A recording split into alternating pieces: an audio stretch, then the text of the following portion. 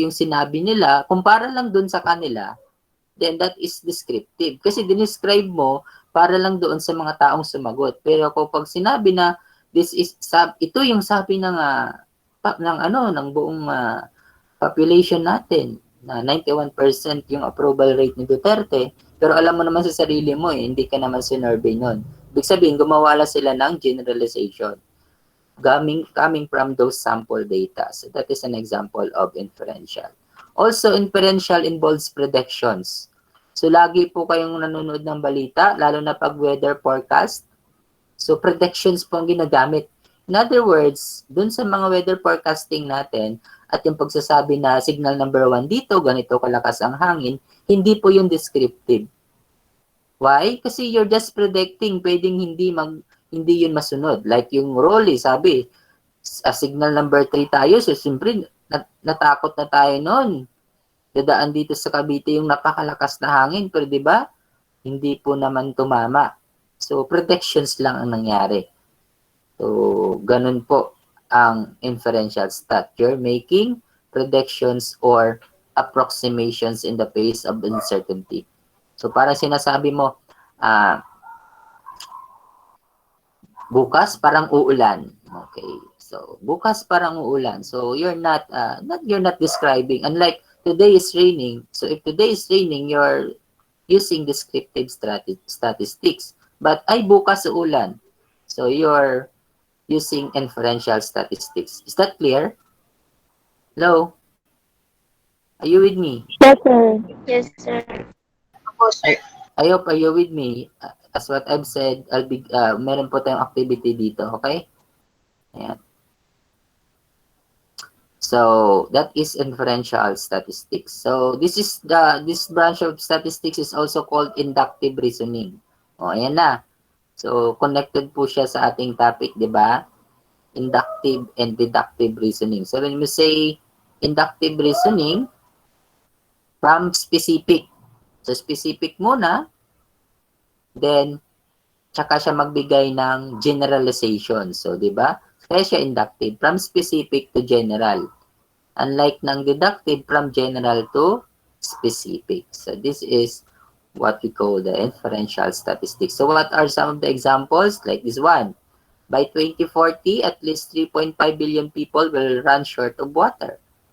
So, maubusan daw tayo ng tubig. So, anong action ngayon?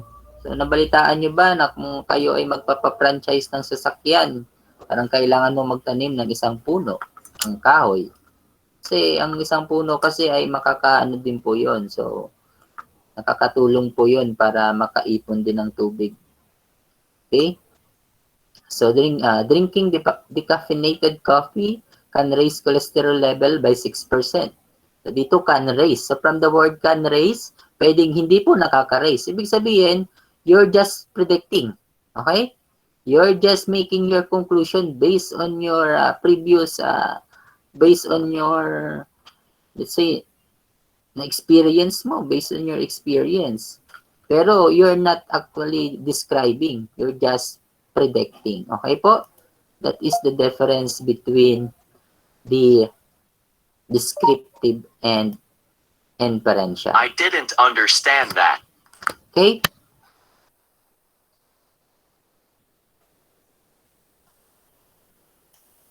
So another one example is experts say that mortgage rates may soon hit bottom. So because of this pandemic, class, actually, kahit yung mga loans ay binabaan na po yung mga interest para ang mga tao ay mag-loan at mangutang sa bangko para kahit paano may kikitain ng bangko.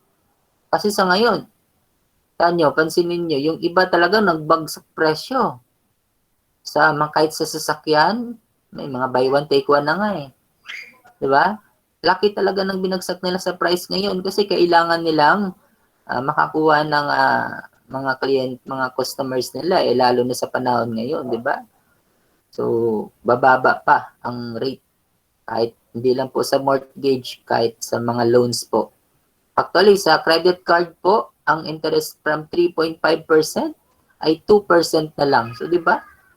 So, kung dati may utang ka na 1,000, ang ang interest mo noon ay 35 pesos, ngayon ang interest mo na lang 20 pesos. So laking ano din yun. Yung 15 pesos eh marami pang ano yun, di ba? Maraming 15 pa yun kung malaki yung loan mo. Okay? So that is an example of inferential statistics. So I hope you are enlightened with this nature of statistics, the difference between the descriptive and inferential. Okay, let's now proceed with the population versus sample. So again, this is just a review. So when we say population, hindi po ito yung population ng Pilipinas. So when we say population, it is the collection of all the responses. It can be individual measurements or counts that are of interest. So the complete collection of all elements, it can be scores, people, measurements, and so on to be studied. So depende po kung anong pag-aralan natin para malaman natin yung population. So we have the term parameter. So,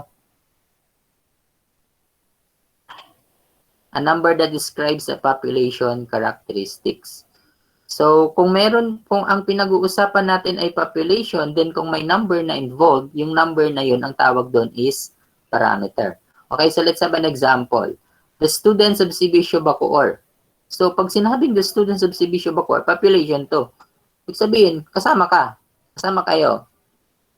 Okay, the students of CBSU Bacoor. Again, depende po yan. Pwede ko nga sabihin, the BSBM students.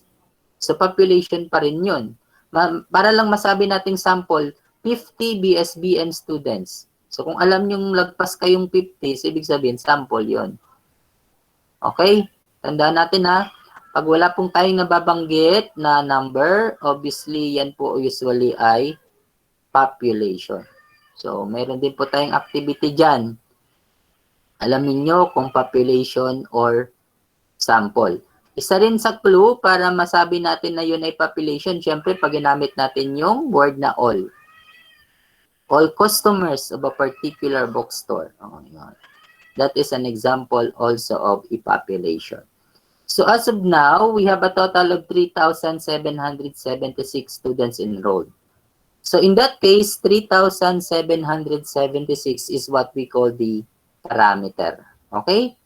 So again, pag population ang pinag-usapan, kung may number na involved, then that number is a parameter. So hindi po sa lahat ng example ng population ay may parameter. Minsan di natin binabanggit para tayo ay safe. Basta lahat sila sinasama natin. So the customer of a particular bookstore. So, population pa rin yun kung ang pinag-usapan ay yung bookstore na yun. Lahat ng customer nila. Pero, pag sinabi ko 20 customer of a particular bookstore, so, example lang po siya. Residents of the city of Bacoor. So, ibig sabihin, lahat na nakatira sa Bacoor. That is a population. Now, what is a statistic? What is a sample? So, a sample is a portion or a subset of the population selected for a study. So, kung kayo ba ay nag-research ng senior high?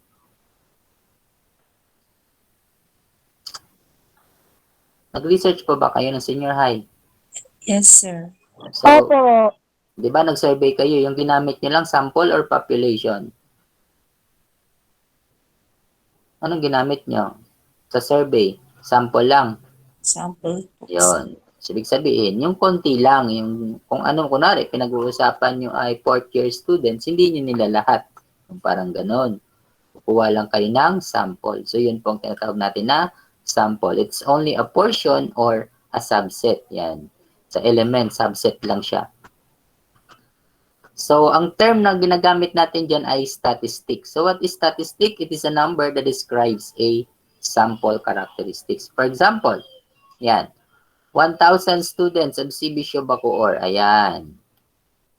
So, kung makikita nyo po, 1,000 students. So, yung 1,000, ito po yung ating statistic. So, bakit natin nasabi itong sample lang to? Eh, hindi lang naman po 1,000 na students sa CBSU Bacoor sa ngayon. Sabi ko nga, 3,776. So, dahil nagbigay po tayo ng itong value, then it is an example of a sample. And 1,000 ang ating tinatawag na statistic. Okay po? Next, we have the first 100 customer of a particular bookstore. Ayan, first 100 lang. So, sample lang siya.